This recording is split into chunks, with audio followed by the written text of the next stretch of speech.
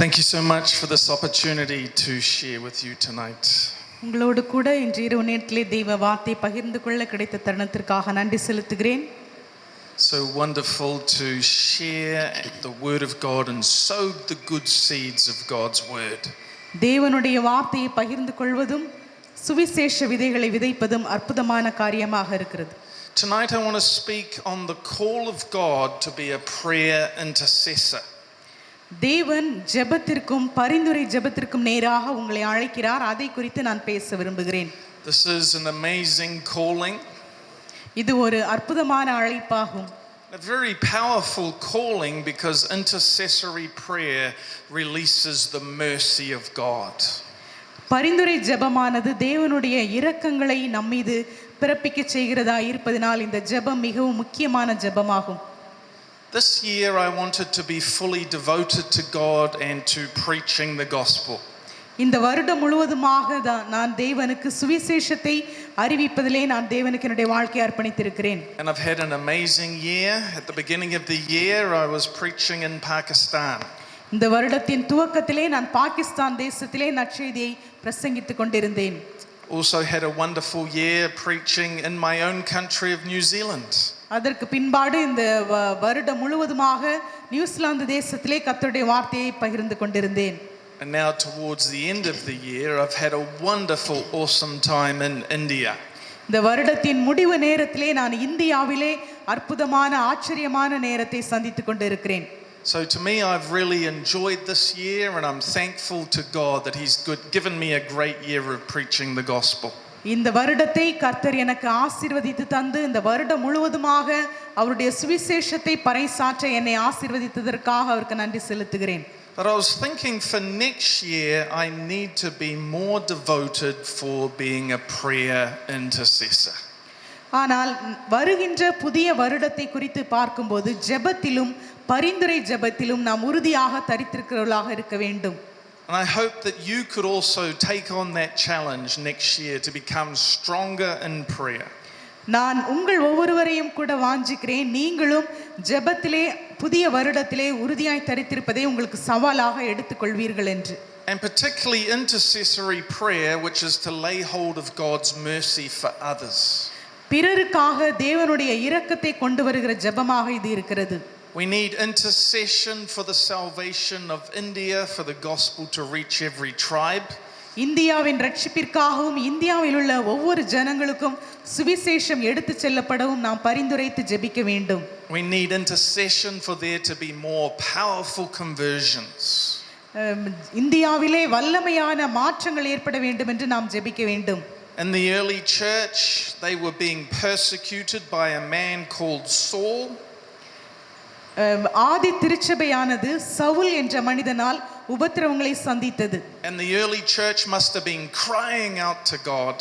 அதனால் ஆதி திருச்சபை தேவனை நோக்கி கதறி அழத் துவங்கினார்கள். Because God came and saved the worst persecutor of the church, and Saul became the apostle Paul. எனவே தான் தேவன் தாமே இறங்கி வந்து சபையை மிகவும் அதிகமாக உபத்திரவப்படுத்தின சவுலை சந்தித்து அவரை பவுல் அப்போஸ்தலனாக மாற்றினார். We have to intercede for those who were persecuting the church in India. திருச்சபையை உபத்திரவப்படுத்துகிறவர்களுக்காக நாம் பரிந்துரைத்து ஜெபிக்க வேண்டும். That Jesus will reveal his glory to them and call them to be great apostles and preachers of the gospel.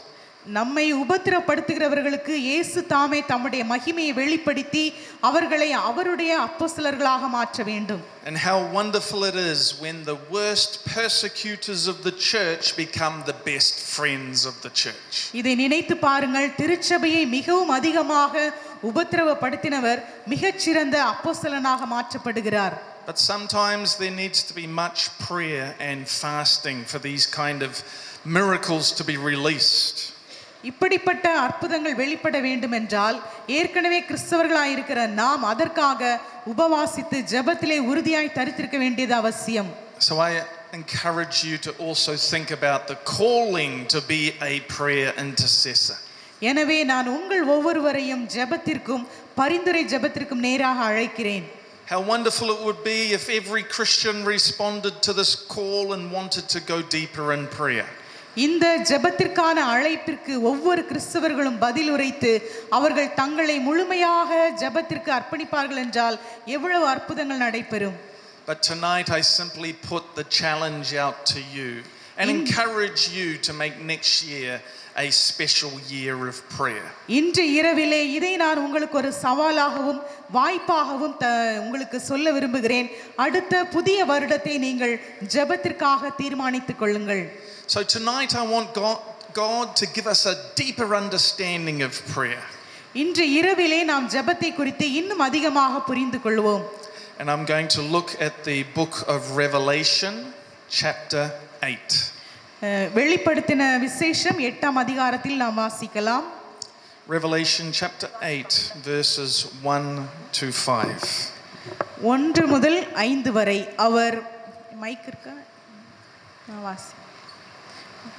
8ஆம் அதிகாரம் 1 முதல் 5 வரை. அவர் 7ஆம் முத்திரையை உடைத்த போது பரலோகத்தில் ஏறக்குறைய அரை மணி நேரமளவும் அமைதல் உண்டாயிற்று. பின்பு தேவனுக்கு முன்பாக நிற்கிற 7 தூதர்களையும் கண்டேன். அவர்களுக்கு 7 எக்காளங்கள் கொடுக்கப்பட்டது. வேறொரு தூதனும் வந்து தூபம் காட்டும் பொற்கலசத்தை பிடித்து பலிபீடத்தின் படியிலே நின்றான்.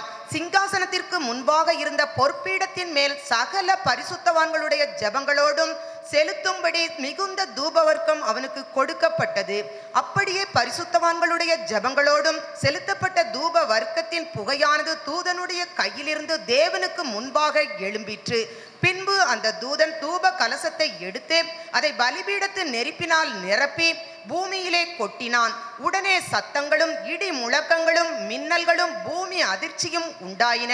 அப்பொழுது 7 எக்காளங்களையுடைய 7 தூதர்கள். ஆமென். 5 வரை. It's very important to the plans and purposes of God that the 7 seals are opened. இந்த 7 முத்திரைகள் உடைக்கப்படுவதில் தேவனுடைய திட்டம் வெளிப்படுத்தப்படுகிறது. The Apostle John had been weeping in Revelation chapter 5 because there was no one found worthy to open the seals. இந்த முத்திரையை உடைப்பதற்கு தகுதியாக ஒருவரையும் காணாததினால் இந்த வெளிப்படுத்தல் 5ஆம் அதிகாரத்தில் வாசிக்கிறோம். அப்போஸ்தலனாகிய யோவான் அவர் அழத் துவங்கினார். He must have been feeling grief and weeping because he knew that these seals had to be opened for God's plans and purposes to be fulfilled. தேவனுடைய திட்டங்கள் நிறைவேற வேண்டும் என்றால் இந்த முத்திரைகள் கண்டிப்பாக உடைக்கப்பட வேண்டும். அதற்கு தகுதியாக யாரையும் காணாததினால் அவர் துக்கத்தினூடாக சென்றார். So it must be a very important thing in Revelation chapter 8 when the 7th seal is opened. இந்த 8ஆம் அதிகாரம் மிகவும் முக்கியமானதாக இருக்கிறது. ஏனெனில் இங்கு 7ஆம் முத்திரை உடைக்கப்படுகிறது. And we find the amazing thing is that when the seal is opened, all of heaven goes silent. இந்த 7வது முத்திரை உடைக்கப்பட்ட போது பரலோகத்தில் ஏறக்குறைய அரை மணி நேரமளவும் அமைதல் உண்டாயிற்று. Now before this, heaven had been a very noisy place. இதற்கு முன்பாக பரலோகம் ஆரவாரம் நிறைந்ததாக இருந்தது. Tens of thousands and let's say millions of angels worshiping God. லட்சக்கணக்கான கோடிக்கணக்கான தேவதூதர்கள் இணைந்து தேவனை ஆராதித்துக் கொண்டே இருக்கிறார்கள். Multitudes of believers who have already died here on earth and have gone to heaven and are before the throne worshiping God. ஏற்கனவே மரித்த பரிசுத்தவான்கள் லட்சக்கணக்கானவர்கள் அவர்களும் அங்கிருந்து சிங்காசனத்திற்கு முன்பாக ஆராதித்துக் கொண்டிருக்கிறார்கள். The living creatures proclaiming day and night, every moment proclaiming the holiness of God. அந்த ஜீவன்கள் அவிதமாக இரவும் பகலும் தேவனுடைய சிங்காசனத்துக்கு முன்பாக இருந்து பரிசுத்தர் பரிசுத்தர் பரிசுத்தர் என்று ஓய்வில்லாமல் சொல்லிக் கொண்டிருக்கின்றன. Heaven had been a very noisy place. பரலோகம் ஆரவாரம் நிறைந்த இடமாக இருக்கிறது. But suddenly when the seal is opened, there's absolute silence. ஆனால் இங்கு இந்த முத்திரை உடைக்கப்பட்ட போது மிகுந்த அமைதல் உண்டாகிறது. How amazing it is to be among a crowd of billions and billions of people and angels and there's absolute silence. நீங்கள் இதை கற்பனை செய்து பாருங்கள்.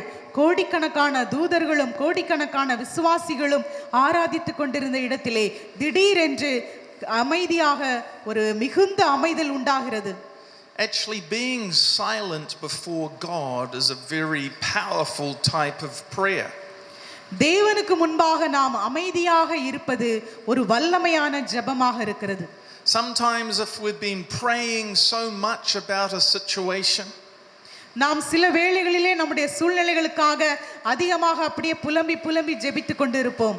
we can come to the place where we realize we can pray no more. நாம் அபிதமாக ஜெபித்து ஜெபித்து இனிமேல் ஜெபிப்பதற்கு ஒன்றுமில்லை என்ற நிலைமைக்கு வந்து விடுவோம். Because we know that God has already heard our prayer. நாம் அறிந்திருக்கிறோம் தேவன் ஏற்கனவே நம்முடைய ஜெபங்களை கேட்டிருக்கிறார் என்று. And now we just have to be silent before God.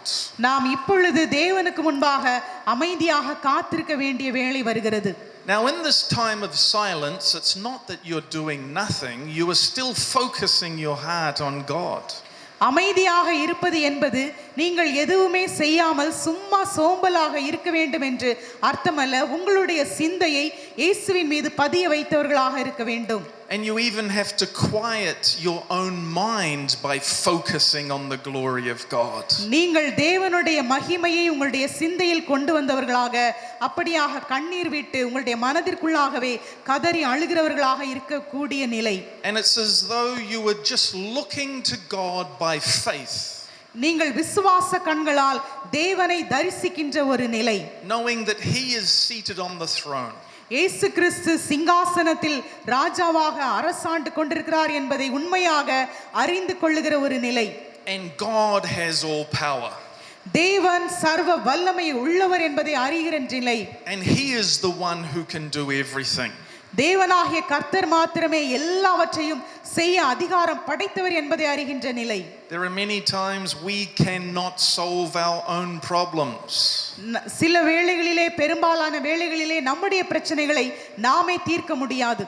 And yes, we need to cry out to God. We need to release our problems into God's hands. அந்த வேளைகளிலே நாம் கர்த்தரிடத்திலே ஜெபிக்க வேண்டும், நம்முடைய பிரச்சனைகளை அவரிடத்திலே சொல்ல வேண்டும். But after we have cried out to God, there's also a time when we have to be silent before God. நாம் கர்த்தரிடத்திலே நம்முடைய பிரச்சனைகளை சொன்ன பின்பு அவரிடத்திலே அமைதியாக காத்திருக்க வேண்டிய தருணமும் இருக்கிறது. Many times when I've been doing the preaching missionary work, I haven't known what God wants me to do next. நான் அநேக மிஷனரி பயணங்களை செய்யும்போது அடுத்தபடியாக நான் என்ன செய்ய வேண்டும் என்பதை அறியாத தருணங்கள் இருந்தன. God has sent me somewhere and wonderful things have happened. தேவன் என்னை சில இடங்களுக்கு அனுப்பினார், அற்புதமான காரியங்கள் நடைபெற்றன. But I've gone home and then I don't know what God wants me to do next. அதற்கு பின்பாக வீட்டிற்கு சென்ற பின்பு அடுத்து என்ன செய்ய வேண்டும் என்று நான் அறியாமல் இருந்தேன். And I found that God allows us to have those times of not knowing so that we will seek His face. நாம் என்ன செய்ய வேண்டும் என்று அறியாமல் இருக்கின்ற தருணங்களை நாம் நம்முடைய சிந்தையையும் நோக்கத்தையும் இயேசுவின் மீதே பதிய வைக்கும்படியாக கர்த்தர் அந்த நேரங்களை பயன்படுத்துகிறார். So that we will seek God for wisdom and for guidance. நாம் தேவனை ஞானத்திற்காகவும் வழி நடத்துதலுக்காகவும் தேடுகிறவர்களாக இருக்க வேண்டும். So we are looking to God for His plan. அவருடைய திட்டத்திற்காக நாம் இயேசுவையே நோக்கி இருக்க வேண்டும். And I found that God is very much a patient God. தேவனாகிய கர்த்தர் மிகவும் நீடிய பொறுமையுள்ளவராக இருக்கிறார். Because we want things to fall into place quickly. நாம் நம்முடைய காரியங்கள் சீக்கிரமாக விரைவாக நடக்க வேண்டும் என்று விரும்புகிறோம். But God has His perfect timing. ஆனால் தேவன் தன்னுடைய ஏற்ற நேரத்தை வைத்திருக்கிறார். Being silent before God allows us to trust Him that He is working. தேவனுக்கு முன்பாக நாம் அமைதியாக இருப்பது தேவன் வேலை செய்கிறார் என்று அவர் மீது நம்பிக்கை வைப்பதாகும். There are many times when God says, "Be still and know that I am God." தேவன் சொல்லுகிறார், அமர்ந்திருந்து நானே தேவன் என்று அறிந்து கொள்ளுங்கள். So sometimes we have to be still so that we can acknowledge Almighty God. சில வேளைகளிலே நாம் அமைதியாக இருந்து தேவனே சர்வ வல்லமையுள்ளவராக இருக்கிறார் என்று நாம் அறிக்கை செய்ய வேண்டும். So that we can know that He is God in our lives. அவர்தான் நம்முடைய வாழ்க்கையின் ஆண்டவராக இருக்கிறார் என்று அறிந்து கொள்ள வேண்டும். So I think it's an incredible, amazing thing when all of heaven is silent. எனவே பரலோகம் இங்கு அமைதியாக இருக்கிறது. அது ஒரு அதிசயமான செயல். Now John then sees 7 angels standing before God. தேவனுக்கு முன்பாக நிற்கிற 7 தூதர்களை யோவான் காண்கிறார். And they are given trumpets. அவர்களுக்கு எக்காளங்கள் கொடுக்கப்படுகிறது. But then he sees another angel, a special angel. இன்னொரு சிறப்பான தூதனையும் காண்கிறார். And he's standing before the altar in heaven. அவர் பரலோகத்தில் இருக்கிற பலிபீடத்திற்கு முன்பாக நின்று கொண்டிருக்கிறார். And this purpose of this angel is to present or to offer all of the prayers of God's people on a golden altar. இந்த சிறப்பான தேவதூதனுக்கு ஒரு வேலை கொடுக்கப்பட்டிருந்தது. அது என்னவென்றால் நம்முடைய எல்லா ஜெபங்களையும் பொற்பீடத்தின் மேல், தங்கத்தினால் செய்யப்பட்ட பலிபீடத்தின் மேல் ஜெபங்களை காணிக்கையாக செலுத்துகின்ற ஒரு வேலை. That tells me that the prayers of God's people never go in vain. தேவனுடைய பிள்ளைகள் ஜெபிக்கின்ற எந்த ஜெபமும் ஒருபோதும் வீணாக போவதே இல்லை. It's almost like they are stored up in heaven. அவை எல்லாமே பரலோகத்திற்கு நேராக எழும்பி செல்லுகின்றன. Now we know that God hears our prayers immediately we pray. நாம் ஜெபித்த உடனேயே தேவன் நம்முடைய ஜெபத்தை கேட்கிறார் என்று நாம் அறிந்திருக்கிறோம். So it's very interesting that God also wants the prayers to be stored up and offered up to him in special times. நம்முடைய ஜெபங்கள் எல்லாவற்றையும் சேகரித்து வைத்து அதை ஒரு காணிக்கையாக செலுத்தப்படுவதை தேவன் பிரியமாக பார்ப்பது எவ்வளவு அதிசயமான காரியம். And we're told that the smoke of incense together with the prayers of God's people went up before God. சகல பரிசுத்தவான்களுடைய ஜெபங்களோடும் செலுத்தும்படி மிகுந்த தூபவர்க்கம் அவனுக்கு கொடுக்கப்பட்டது என்று வாசிக்கிறோம். So I kind of imagine a huge, massive golden bowl in heaven. இதை குறித்து நான் யோசித்து பார்க்கிறேன். எவ்வளவு மிக பெரிதான பொன்னால் செய்யப்பட்ட பலிபீடம் அங்கு இருக்கும். And the prayers of millions and billions of Christians are going into that bowl. அந்த பலிபீடத்திலே கோடிக்கணக்கான கிறிஸ்தவர்கள் செய்கின்ற ஜெபங்கள் போய் சேருகின்றன. But that bowl is so big that the bowl is not yet full. ஆனாலும் அந்த பாத்திரம் இன்னுமாக ஜெபத்தை சேகரித்து வைக்கிற பாத்திரம் இன்னும் நிரம்பவில்லை. And it's almost like God is waiting to when the prayer reaches a certain level. தேவன் அதை பார்த்து கொண்டே இருக்கிறார், எப்பொழுது இந்த ஜெபத்தால் நிறையப்படுகிற பாத்திரம் நிறையும் என்று. And when the prayers of God's people on this earth reach a certain level, God will require the angel to come. அந்த ஜெபத்தால் நிறையப்படுகிற பாத்திரம் நிரம்பும் போது தேவன் தேவதூதர்களை அழைக்கிறார். And the angel will do what this angel is commanded by God and release the prayers up to God. அந்த தேவதூதர்கள் தேவனால் கட்டளை பெற்று அந்த ஜெபங்களை எல்லாம் தேவனுக்கு காணிக்கையாக செலுத்துகிறார்கள். This angel then takes fire from the altar in heaven. அவர் பலிபீடத்திலிருந்து அக்கினியையும் அந்த தூதன் எடுக்கிறார். And the angel hurls this fire here onto the earth. அவர் பலிபீடத்து நெருப்பினால் நிரப்பி பூமியிலே கொட்டுகிறார். Now there are different types of fire in the Bible. வேதாகமத்திலே अनेक விதமான அக்கினியை குறித்து வாசிக்கிறோம். There is the fire of the Holy Spirit that came on the day of Pentecost. Pentecost நாளிலே பரிசுத்த ஆவியானவர் அக்கினிமயமான நாவுகள் போல வந்து இறங்கினார். The early Christians had been meeting together for 10 days to pray constantly for 10 days. ஆதி கிறிஸ்தவர்கள் 10 நாட்களாக ஒரே இடத்திலே ஒருமனப்பட்டு காத்திருந்தார்கள். And there was a wind that came from heaven. அப்பொழுது பரலோகத்திலிருந்து பலத்த காற்று அடித்தது. And there was a massive fire in the spiritual realm. அந்த ஆவிக்குரிய மண்டலத்திலே ஒரு மிக பயங்கரமான அக்கினி உண்டானது. And then that fire divided into smaller flames.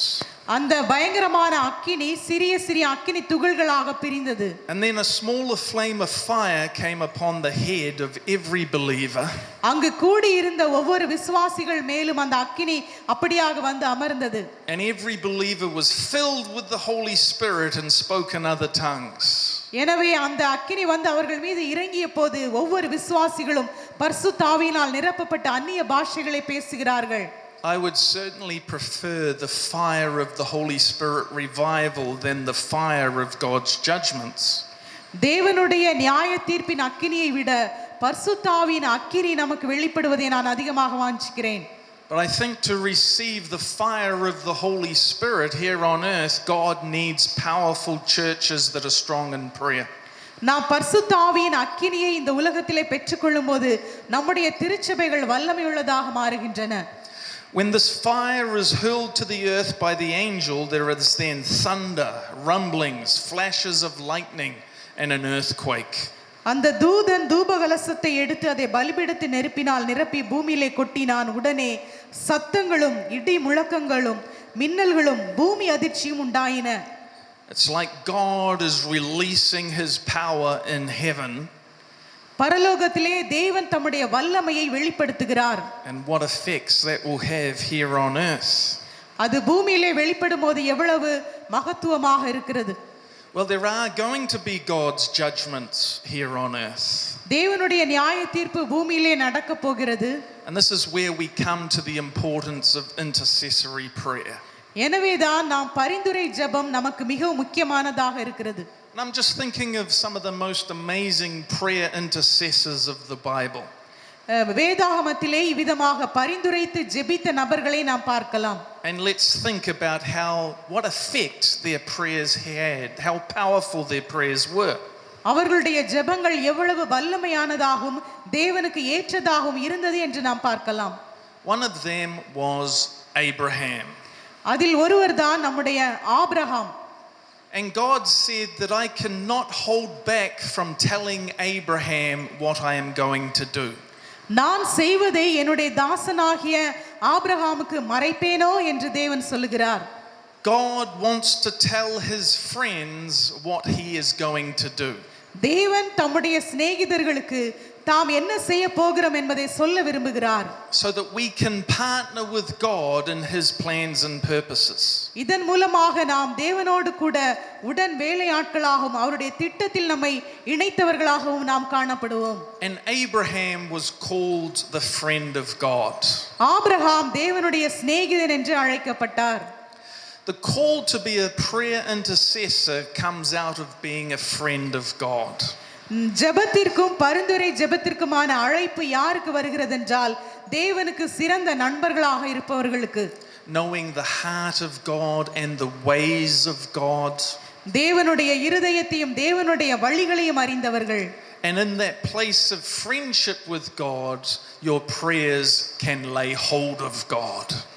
நீங்கள் தேவனோடு கூட நல்ல நண்பர்களாக மாறும்போதுதான் உங்களுடைய ஜெபங்கள் தேவனை பிரியப்படுத்துகிற ஜெபங்களாக மாறுகின்றன. And a person that has that kind of friendship with God, their prayers are so powerful to lay hold of God. தேவனுக்கு நண்பர்களாக இருக்கின்றவர்கள் செய்கின்ற ஜெபங்கள் மிகுந்த வல்லமை உள்ளவைகளாக இருக்கின்றன. God allows himself to be affected by those kind of prayers. தேவன் தாமே அப்படிப்பட்ட ஜெபங்களுக்கு பதில் அளிப்பவருக்கு அவர் தீவிரமாக இருக்கிறார். God is supreme, he is almighty, he has all power. தேவன் தாமே எல்லா அதிகாரத்திற்கும் மேலான அதிகாரமுடையவர், மகத்துவமுள்ளவர், மாட்சிமை பொருந்தியவர். God is love and he listens to his friends. தேவன் அன்பாகவே இருக்கிறார். அவர் நம்மை நேசிக்கிறார். அவருடைய நண்பர்களை அவர் கூர்ந்து கவனிக்கிறார். So God tells Abraham that he's about to judge the earth. தேவன் ஆபிரகாமிடத்தில் சொல்கிறார், நான் இந்த பூமியை நியாயம் தீர்க்க போகிறேன் என்று. And he's going to destroy the wicked cities of Sodom and Gomorrah. அக்கிரம பட்டணமாக இருந்த சோதோமையும் கொமோராவையும் அழிக்க போகிறேன் என்று சொல்லுகிறார். And the first thing Abraham does is he turns into a prayer intercessor. அதை கேட்டவுடனே ஆபிரகாம் சோதோம் கொமோராவுக்காக பரிந்துரைத்து ஜெபிக்கிறவராக மாறினார். And he thinks, "Oh Lord, what about the righteous people that might be living in that city?" Abraham சொல்லுகிறார், அப்படியானால் அங்கு வாழ்கிற நீதிமான்களின் நிலை என்ன? Because Abraham knew that his own nephew, he had relatives living in that city. ஏனெனில் சோதோமிலே ஆபிரகாமுடைய மருமகன் அங்கு வாழ்ந்து கொண்டிருக்கிறார். You don't want a city to be destroyed by God when you've got relatives living in that city. நம்முடைய உறவினர்கள் ஒரு பட்டணத்தில் வாழ்வார்கள் என்றால் அந்த பட்டணம் அழிந்து போவதை நாம் விரும்ப மாட்டோம். So Abraham was very earnest to pray and intercede. இதை போல தான் ஆபிரகாமும் அந்த பட்டணத்திற்காக அதிக வாஞ்சையோடு கூட ஜெபிக்கிறார். His prayers were enough to save his nephew and his nephew's daughters. Abraham அவிதமாக ஜெபித்ததினால் அவருடைய உறவினர்களான லோத்தும் அவருடைய பிள்ளைகளும் விடுவிக்கப்படுகிறார்கள். But because there was a total lack of righteous people in that city, those cities were destroyed. ஆனால் அந்த தேசத்திலே நீதிமான்கள் மிகவும் குறைவாக இருந்தபடினாலே அந்த பட்டணம் அழிவிற்கு தப்பவில்லை. But God would not allow Lot to be consumed in that judgment. ஆனால் அந்த நீதியான நியாய தீர்ப்பினால் வருகின்ற நீதிக்கு தேவன் தப்ப விடுவது இல்லை. That even when Lot was and his family were lingering there, the angels grabbed a hold of him and took him out. அந்த லோத்தும் அவருடைய குடும்பமும் அங்கு வெளியேறுவதற்கு தாமதித்துக் கொண்டிருந்த போது தேவதூதர்கள் அவருடைய கையை பிடித்து இழுத்து வெளியே கொண்டு போய் விட்டார்கள்.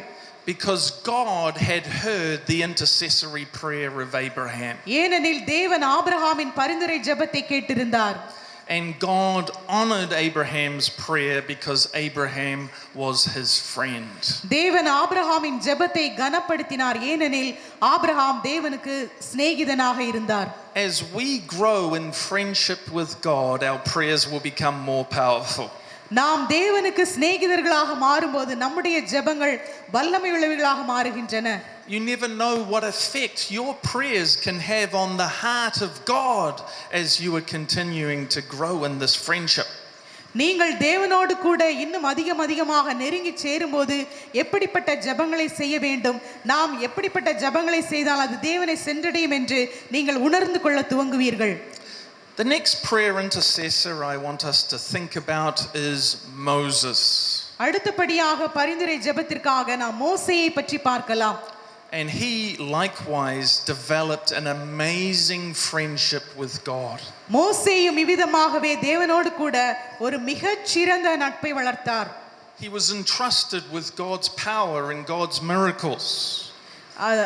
மோசேக்கு தேவன் அற்புதங்களையும் வல்லமையும் மகத்துவங்களையும் ஒப்படைத்தார். And yet he wanted to know God's ways. ஆனாலும் மோசே தேவனுடைய வழியை இன்னும் அதிகமாக அறிந்து கொள்ளவே விரும்பினார். He wanted to understand God's heart. தேவனுடைய இருதயத்தை புரிந்து கொள்ள விரும்பினார். Yes, he had seen God's power, but he wanted to know God more. தேவனுடைய வல்லமையை அவர் அதிகமாக பார்த்திருந்த போதிலும் தேவனுடைய இருதயத்தை அவர் பார்க்க விரும்பினார். And as he cried out for a closer relationship with God, God granted it to him. மோசே தேவனோடு கூட இன்னும் அதிகமாக நெருங்கி சேர்ந்த போது மோசேயின் விருப்பங்களை தேவன் நிறைவேற்றுகிறார். But the majority of the people of Israel just sinned and hardened their hearts, even though they had seen the same miracles.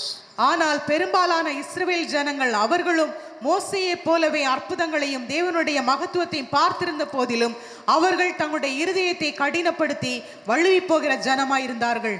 The majority of them did not care about understanding the heart of God. அவர்களில் பெரும்பாலானவர்கள் இயேசுவின் தேவனின் இருதயத்தை புரிந்து கொள்வதை குறித்த கவலை இல்லாதவர்களாக இருந்தார்கள். And they grumbled and they complained against God. அவர்கள் தேவனுக்கு விரோதமாக முறுமுறுக்கிறவர்களாகவும் குறை சொல்லுகிறவர்களாகவும் இருந்தார்கள். And God became so angry with them that he was ready to destroy them all. அவர்கள் அனைவரையும் அழித்து போடும் அளவிற்கு தேவன் அவர்கள் மீது கோபம் உண்டார். But Moses understood the heart of God. ஆனால் மோசே தேவனுடைய இருதயத்தை புரிந்து கொண்டவராக இருந்தார். And out of that, Moses interceded and prayed for the people of Israel. எனவே மோசே தேவனுடைய இருதயத்தை அறிந்து இஸ்ரவேல் ஜனங்களுக்காக அவர் திறப்பின் வாசலிலே நிற்கிறார். He cried out for God's mercy so that the whole nation would not be destroyed. அவர் தேவனுடைய இரக்கங்களுக்காக ஜெபித்து அந்த தேசம் முழுவதும் இஸ்ரவேல் ஜனங்கள் முழுவதும் அழிக்கப்படாமல் காப்பாற்றுகிறார். And that actually happened quite a few times because of Moses' intercessory prayer laying hold of God. இவ்விதமாகவே தேவனுடைய தண்டனை இஸ்ரவேல் மீது அநேக முறை வராமல் மோசே தன்னுடைய பரிந்துரை ஜெபத்தினால் தடுத்தார். He laid hold of God's mercy in a time of judgment. அவர் தேவனுடைய இரக்கத்திற்காகவும் அவருடைய நியாய தீர்ப்புக்காகவும் அவர் காத்திருந்தார். And the book of Revelation is mostly about the end time judgments of God. இந்த வெளிப்படுத்தின விசேஷத்திலே அதிகமாக சொல்லப்பட்டிருப்பது கடைசி நாளின் நியாய தீர்ப்பை குறித்து. And when God judges the earth, we need those who are prayer intercessors. தேவன் பூமியை நியாயம் தீர்க்கிற வேளையிலே இப்படிப்பட்ட பரிந்துரை ஜெபங்கள் அவசியமாக இருக்கிறது. That can release the mercy of God, because India needs God's mercy. தேவன் தம்முடைய இரக்கத்தை அதிகமாக அனுப்ப செய்யும்படியாக, ஏனெனில் இந்தியாவிற்கு தேவனுடைய இரக்கங்கள் அதிகமாக தேவைப்படுகிறது. India needs the cleansing of sin through the blood of Jesus. இயேசுவின் இரத்தத்தினாலே இந்தியர்கள் தங்களுடைய பாவங்களற கழுவப்பட வேண்டியது அவசியமாக இருக்கிறது. And we need to lay hold of Jesus to release his blood upon the land and the power of the Holy Spirit upon the land. நாம் அனைவரும் இயேசுவையே நோக்கி இருக்க வேண்டும். இயேசு தம்முடைய வல்லமையை அனுப்பி தம்முடைய பரிசுத்த இரத்தத்தை அனுப்பி இந்திய தேசத்தை சுத்திகரிக்க வேண்டும் என்று. Another prayer intercessor I want us to think about was the prophet and judge Samuel. நாம் அடுத்தபடியாக தீர்க்கதரிசியும் நியாயாதிபதியுமாக இருந்த சாமுவேலை பார்க்கலாம். He was set apart for God by his mother right from his birth. அவர் தேவனுடைய திட்டத்திற்காக தன்னுடைய தாயின் கற்பத்திலே பிரித்தெடுக்கப்பட்டவராக இருந்தார். And as soon as he was old enough, he was dedicated to be a servant in the temple of the Most High God. அவர் ஏற்ற வயது வந்தபோது சிறுவனாக இருந்த போதே தேவாலயத்தில் ஊழியத்திற்காக வந்து சேர்ந்தார். And this little boy served the high priest. இந்த சிறுவனாகிய சாமுவேல் பிரதான ஆசாரியருக்கு உதவி செய்து கொண்டிருந்தார். And as a little boy he heard God's voice saying, Samuel, Samuel. அவர் சிறுவனாக இருந்த போதே தேவன் தன்னை சாமுவேலே சாமுவேலே என்று பெயர் சொல்லி அழைப்பதை கேட்டார். It's wonderful when Jesus calls your name. இயேசு உங்களை உங்களுடைய பெயரை சொல்லி அழைத்தால் அது எவ்வளவு அதிசயமாக இருக்கும். Now at first Samuel didn't even know where that voice was coming from. ஆனால் சாமுவேலுக்கு தன்னை கூப்பிடுவது யார் என்று கூட உணர்ந்து கொள்ள அவருக்கு அறிவு இல்லை. But he soon learned to follow the voice of God. ஆனால் அவர் அப்படியே தொடர்ந்து தேவனுடைய சத்தத்தை பின்பற்றுவதை கற்றுக்கொண்டார். And he received messages from God as a prophet. அவர் ஒரு தீர்க்கதரிசியாக தேவனுடைய செய்திகளை பெற்றுக்கொண்டார். And he grew up to be the spiritual leader for the whole nation. அந்த இஸ்ரவேல் தேசம் முழுவதற்கும் அவர் ஒரு ஆவிக்குரிய தலைவராக உருவெடுக்கிறார். And there were times when the nation needed the intercessory prayer of their spiritual leader. சில சமயங்களிலே தேசத்திற்காக பரிந்துரை ஜெபங்கள் தேவையாக இருக்கின்றன. And there was a time when the nation begged Samuel to pray for them because they knew that they had sinned. அந்த தேசத்தின் ஜனங்கள் தாங்கள் பாவம் செய்ததை உணர்ந்த போது தீர்க்கதரிசியாக சாமுவேலிடத்தில் வந்து ஜெபத்திற்காக கெஞ்சுகிறார்கள். And Samuel knew that he would have to pray for the nation. சாமுவேலும் தாமே அறிந்திருந்தார் இஸ்ரவேல் தேசத்திற்காக ஜெபிக்க வேண்டும் என்று. That it would be a sin upon him if he didn't pray for the nation. தான் ஜெபிக்கவில்லை என்றால் அது ஒரு பாவமாக முடியும் என்று அவர் உணர்ந்தார். We have to also understand that if we are weak in prayer, we are in danger of sin ourselves. நாமும் ஜெபத்திலே பலவீனமாக இருப்போம் என்றால் இவ்விதமான ஒரு பாவத்தை செய்கிறவர்களாக இருப்போம். So the best thing is to encourage and build up every Christian to be strong in prayer. எனவே நாம் காண்கின்ற ஒவ்வொரு கிறிஸ்தவர்களையும் ஜெபத்திலே உறுதியாய் தரித்திருக்கும்படி நாம் உற்சாகப்படுத்துவோம். And Samuel was called of God to anoint future kings. Samuel தீர்க்கதரிசி வருங்கால ராஜாவை அபிஷேகம் பண்ணும்படியான திட்டத்தை பெற்றார். And through his ministry came the leaders of Israel. அவருடைய ஊழியத்தின் மூலமாக இஸ்ரவேலின் தலைவர்கள் எழும்பினார்கள். Another prayer intercessor that comes to mind that stands out is the prophet Daniel. நாம் தானியேல் தீர்க்கதரிசியை குறித்து பார்க்கலாம். And he was in a time when Israel was being judged by God and they had been taken to by the Babylonians into captivity.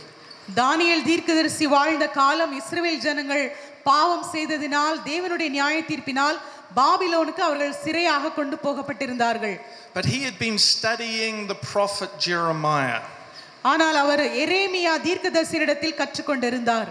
And he knew that God had promised to release the people of Israel from captivity. அடிமைத்தனத்தில் இருந்து இஸ்ரவேலர்களை விடுவிப்பார் என்று அவர் அறிந்திருந்தார். And he turns that promise of God into intercessory prayer. அந்த தேவனுடைய வாக்குத்தத்தத்தை அவர் ஒரு பரிந்துரை ஜெபமாக மாற்றினார். He confessed the sins of Israel.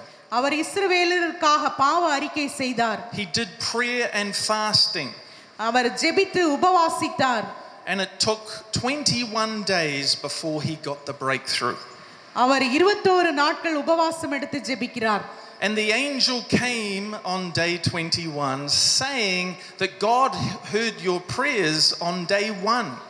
21வது நாள் ஒரு தேவதூதன் அவரிடத்தில் வந்து சொல்லுகிறார், முதல் நாளே தேவனுடைய ஜெபத்தை கேட்டுவிட்டார் என்று. But there had been a demonic spirit, a demonic stronghold that had been resisting the angel of God. ஆனாலும் தேவனுடைய பதிலை கொண்டு வருவதற்கான தேவதூதனை அந்த சாத்தானின் வல்லமைகள் யுத்தம் பண்ணி கொண்டிருந்தன. Sometimes God has already released angels in answer to our prayers, but the devil is fighting against it. சில வேளைகளிலே நம்முடைய ஜெபத்திற்கும் தேவன் ஏற்கனவே பதிலையும் தேவ தூதர்களையும் அனுப்பிவிட்டார். ஆனால் பிசாசானவன் அதற்கு விரோதமாக போராடி கொண்டிருக்கிறான். And this is where perseverance in prayer is needed. எனவேதான் நான் ஜெபத்திலே உறுதியாய் தரித்திருப்பது அவசியமாயிருக்கிறது. Not because God hasn't answered your prayer, but because the devil is stopping the answer coming through. சில வேளைகளிலே தேவன் உங்களுடைய ஜெபத்திற்கு பதில் அளிக்காமல் இருக்கிறார் என்று நீங்கள் நினைக்க வேண்டாம். சாத்தான் அந்த பதிலை ஒருவேளை தடுத்து கொண்டு இருக்கலாம். And there are times when we have to stand firm against the kingdom of darkness. நாம் இருளின் அதிகாரத்திற்கு எதிராக நாம் உறுதியாக நிற்க வேண்டிய வேளைகள் வருகின்றன. Knowing that prayer does release the angels of God to fight battles on our behalf. நாம் அதிகமாக ஜெபிக்கும் போது நமக்காக தேவன் தேவ தூதர்களை அனுப்பி நமக்கு விரோதமாக வருகிற சாத்தானுடன் யுத்தம் செய்கிறார்கள். Trusting God to release his power. தேவனை அவருடைய வல்லமைக்காக நம்பி இருங்கள். And there are times when we need to persevere until we feel the breakthrough, the release in the spiritual realm. ஆவிக்குரிய மண்டலத்திலே வெளிப்பட போகிற அந்த மாறுதலுக்காக நீங்கள் ஜெபத்திலே உறுதியாய் தரித்திருக்க வேண்டும். Because sometimes you can pray and feel like there's resistance. Your prayer is just hitting the ceiling and not going any further.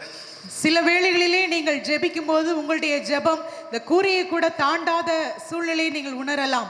But sometimes you've got to keep praying until you know you've got an open heaven.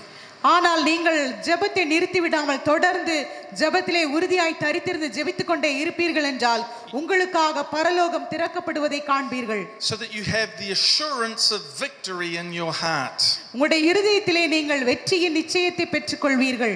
And often that can be a part of being a prayer intercessor. இந்த இப்படிப்பட்ட நிலைமைகள் உடைய ஜெபத்திலும் பரிந்துரை ஜெபத்திலும் ஏற்படுகின்றன. That you don't give up until you know that the battle is won. அந்த ஆவிக்குரிய யுத்தத்தில் நாம் ஜெயித்து விட்டோம் என்ற உறுதியை பெறும் வரை ஜெபத்தை கைவிட்டு விடாதிருங்கள். So they are some examples of some amazing prayer intercessors in the Old Testament. இவ்விதமாக பழைய ஏற்பாட்டிலே அதிசயமான பரிந்துரை ஜெபங்களை நாம் பார்த்தோம். But our high priest, our greatest intercessor is Jesus Christ himself. நம்முடைய பிரதான ஆசாரியராய் இருக்கிற இயேசு கிறிஸ்து அவர் சிறந்த மத்தியஸ்த ஜெபத்தை செய்கிறவராக இருக்கிறார். And Jesus is also the master teacher of prayer. இயேசு தாமே ஜெபத்தை கற்றுக் கொடுக்கிற எஜமானாகவும் ஆசானாகவும் இருக்கிறார். And we need to constantly be asking Jesus, teach us how to pray. நாம் தொடர்ச்சியாக இயேசுவினிடத்தில் இயேசுவே எனக்கு எவ்விதமாக ஜெபிக்க கற்றுத்தாரும் என்று கேட்கிறவர்களாக இருக்க வேண்டும். Even though we've been praying for many years, even though we may have seen amazing answers to our prayers. நாம் ஏற்கனவே நம்முடைய ஜெபத்தினால் अनेक அற்புதங்களை பார்த்திருக்கலாம். ஏற்கனவே நாம் பல வருடங்களாக ஜெபித்துக் கொண்டு இருக்கலாம். Lord Jesus, take me deeper with you in the place of prayer. இயேசுவே என்னை உம்முடைய ஜெபத்தின் ஆழத்திற்குள்ளாக அழைத்து செல்லும் என்று கேளுங்கள். And teach me how to pray the prayers that Jesus wants to pray. இயேசுவே நீர் ஜெபிக்க விரும்புகிற ஜெபத்தை நான் ஜெபிக்கிறவனாக என்னை மாற்று என்று கேளுங்கள். Because ultimately we have to be seeking his will. விதமாக நாம் ஜெபிக்கும் போது இயேசுவினுடைய சித்தத்தை கேட்கிறவர்களாக இருக்கிறோம். And I want us to read from Romans chapter 12 verses 1 and 2. ரோமர் 12ஆம் அதிகாரம் 1-2 வசனங்களை நாம் வாசிக்கலாம். அப்படி இருக்க சகோதரரே, நீங்கள் உங்கள் சரீரங்களை பரிசுத்தமும் தேவனுக்கு பிரியமுமான ஜீவ பலியாக ஒப்பு கொடுக்க வேண்டுமென்று தேவனுடைய இரக்கங்களை முன்னிட்டு உங்களை வேண்டிக் கொள்ளுகிறேன். இதுவே நீங்கள் செய்யத்தக்க புத்தியுள்ள ஆராதனை. நீங்கள் இந்த பிரபஞ்சத்திற்கு ஒத்த வேஷம் தெரியாமல் தேவனுடைய நன்மையும் பிரியமும் பரிபூரணமுமான சித்தம் இன்னதென்று பகுத்தறியத்தக்கதாக உங்கள் மனம் புதிதாகிறதினாலே மறுரூபமாகுங்கள். It's in view of God's mercy that we are to offer ourselves to God. நாம் தேவனிடத்தில் பெறுகின்ற இரக்கங்களை பற்றி நாம் பார்க்கிறோம். And prayer intercessors should come into a great understanding of receiving God's mercy.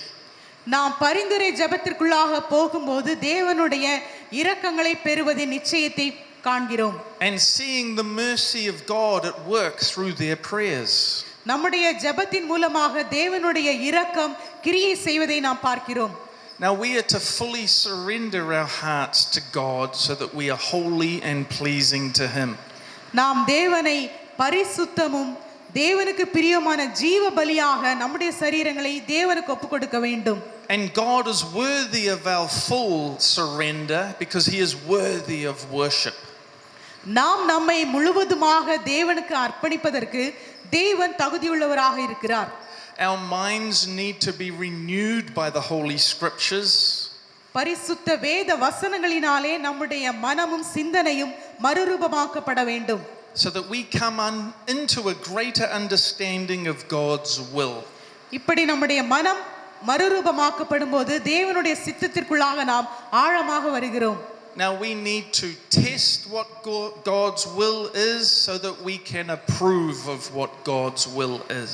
நாம் தேவனுடைய சித்தம் என்ன என்பதை நாம் கற்றுக்கொண்டு அதை ஏற்றுக்கொள்கிறவர்களாக இருக்க வேண்டும்.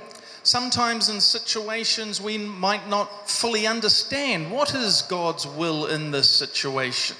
இந்த சூழ்நிலையிலே தேவனுடைய சித்தம் என்னவாக இருக்கும் என்று எல்லா இடங்களிலும் நாம் சில வேளைகளிலே புரிந்து கொள்வது இல்லை. So we are seeking God to find out.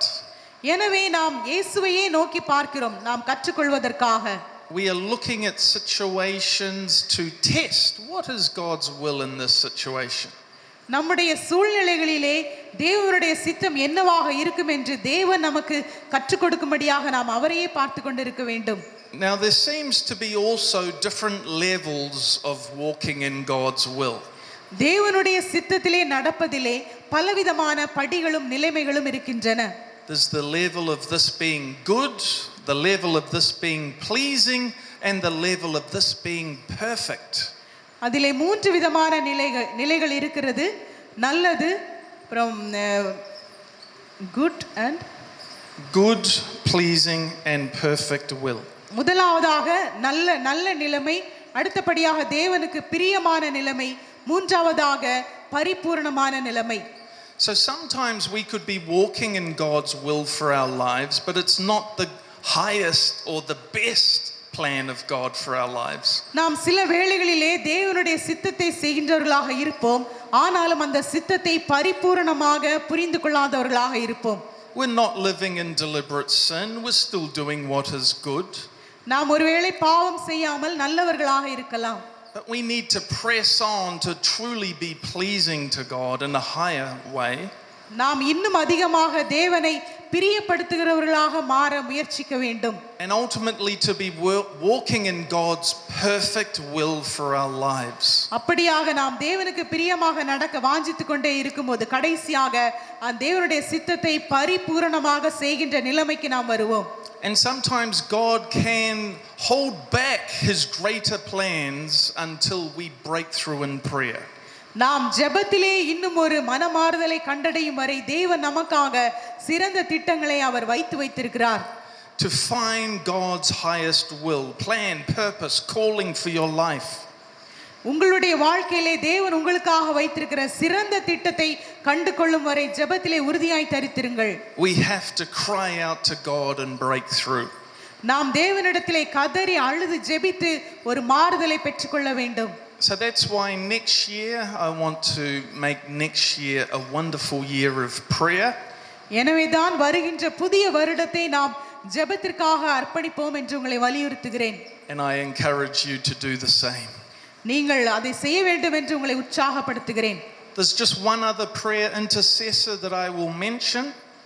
இன்னும் ஒரு பரிந்துரை ஜெபத்தை உங்களுக்கு சொல்ல விரும்புகிறேன். And that is the Apostle Paul.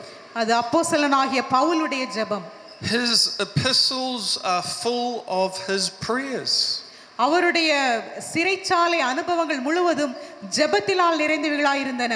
And sometimes if you don't know what to pray about for the church, read some of the prayers of the Apostle Paul and pray the same kind of prayers. ஒருவேளை உங்களுக்கு திருச்சபைக்காக என்ன ஜெபிக்க வேண்டும் என்று நீங்கள் அறியாதிருக்கிற வேளையிலே பவுல் அப்போஸ்தலன் செய்த ஜெபங்களை வாசித்து அந்த ஜெபங்களை நீங்கள் ஜெபியுங்கள். He was a mighty man of God for advancing God's kingdom and for developing the church. தேவனுடைய ராஜ்யத்தை விரிவாக்கும் பணியிலே திருச்சபையை கட்டும் பணியிலே அப்போஸ்தலனாகிய பவுல் சிறப்பாக செயல்பட்டார். Because he had a vision of what the church was supposed to be. ஏனெனில் அவர் திருச்சபை எவ்விதமாக இருக்க வேண்டும் என்ற தரிசனத்தை பெற்றுக்கொண்டார். That the church is supposed to be reaching the fullness of Jesus Christ.